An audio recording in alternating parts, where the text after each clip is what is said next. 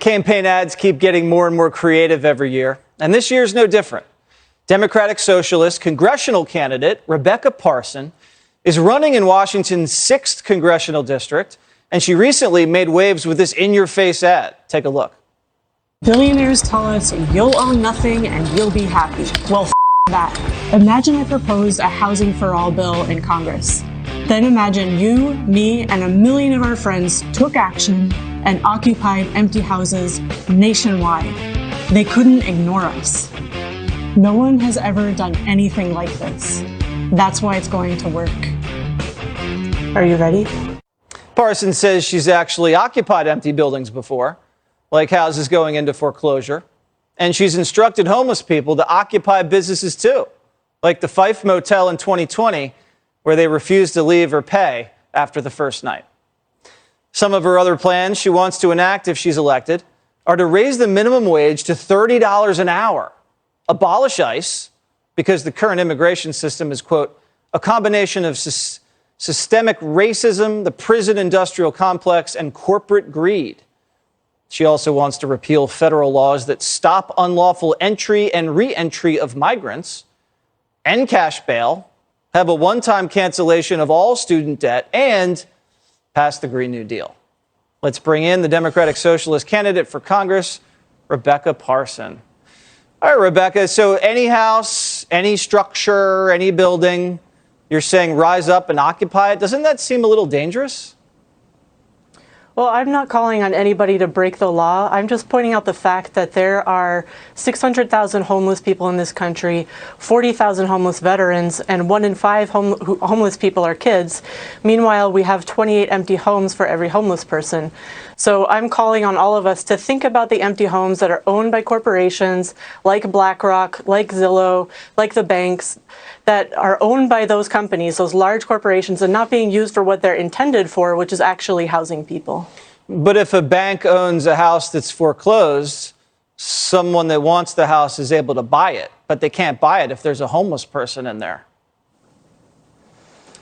What happens if they move in and some guy's just sleeping on the floor? Well, I'm calling on us to think about buildings that have been empty for a while, that are owned by corporations. You're not having a lot of buyers coming looking at them. They're just sitting empty, and there are a lot of houses like that, both in places like here in Washington State and across the country.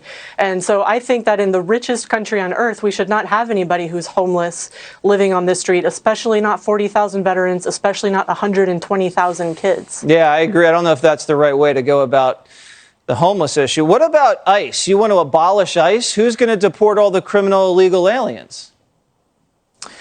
Well, actually, decades ago, even during the Reagan era, this was before ICE, and we managed the immigration system fine. I think there's existing, pre-ICE law enforcement that can deal with immigration, but at the same time... Wait, what do you mean? Who would that be? Well, for example, local police, Customs and Border Patrol. There's also but the local legal police right to can't seek handle asylum. immigration law. You need ICE because you got to get these people out of the country that are dangerous, right? We managed fine before ICE, and what I'm really concerned about is the fact that all across the country, including in my district, there are 28 homes, empty homes for every homeless person.